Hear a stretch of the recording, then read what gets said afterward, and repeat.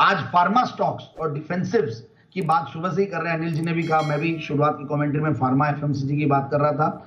और उसी तर्ज पे एक स्टॉक है नोवार्टिस इंडिया लिमिटेड, जो कि एक बेहतरीन क्वालिटी स्टॉक है। सबसे बढ़िया बात है, एक एमएनसी फार्मा, ऐसे समय में ऐसे सेफर स्टॉक से नींद आती है, कहीं कोई दिक्कत नहीं है, और टूटता तो भी कोई दिक्कत नहीं है, क्योंकि आपको वापस से नीचे के भाव से ऊपर भी आएगा ये। और एक और चीज, पहले मैं टारगेट्स देता हूं, 1390 1450 के टारगेट्स के लिए स्टॉक को लेना चाहिए।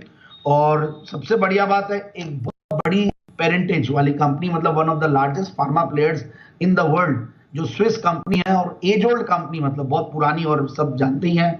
और उनकी सब्सिडियरी है इंडिया में, नोवार्टिस इंडिया, बट इनका फोकस इंडिया पे रहता है, तो इसलिए बहुत ज्यादा है। और इनके काफी स्पेशलाइज्ड सेगमेंट्स और स्पेशलाइज्ड जो मेडिसिन है, उसकी वजह से बहुत ज्यादा टर्नओवर देखने को नहीं मिलता है। बट इनके जो कोर की डिजीज एरियाज है, जिनको ये न्यूरोलॉजी, ट्रांसप्लांट, ऑन्कोलॉजी और बोन और पेन पे ये लोग फोकस रहते हैं। सैंडोज लिमिटेड भी आपने सुना होगा, कैल्शियम सैंडोज, मैंने भी बचपन में खाई है।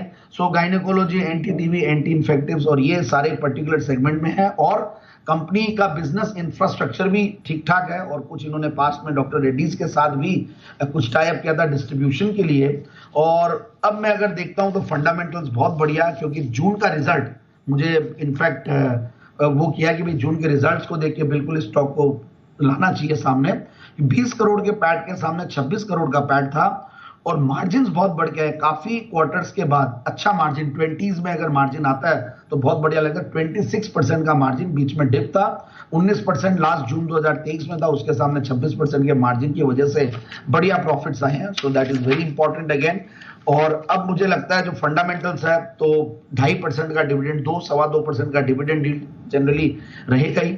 और बाकी जीरो डेट कंपनी होती है, 16-17% का रिटर्न ऑन कैपिटल एम्प्लॉयड। तो ये सारी चीजें, अच्छे फंडामेंटल्स, अच्छा पेरेंटेज और सेफर सेक्टर। और सबसे बढ़िया बात है, नीचे आने पे भी जिस स्टॉक में एंट्री ले सकते हैं, क्योंकि अब वैसा भी देखना पड़ेगा कि कोई नीचे आता तो आप वापस से एक्यूमुलेट कर सकते कि नहीं है। सो वो वैसा टाइप का स्टॉक है ये। और प्रोमोटर्स की स्ट्रॉन्ग शेयर होल्डिंग है ही है, एफआईआई डेज कुछ होल्ड करते हैं। और पब्लिक शेयर होल्डिंग में भी मैंने अतुल लिमिटेड का नाम देखा, तो उससे भी कॉन्फिडेंस तो नोवार्टिस पे ही है। तो ओवरऑल एक अच्छा स्टॉक। तो पहला टारगेट 1450 का, दूसरा टारगेट के लिए स्टॉक को लिया जा सकता है।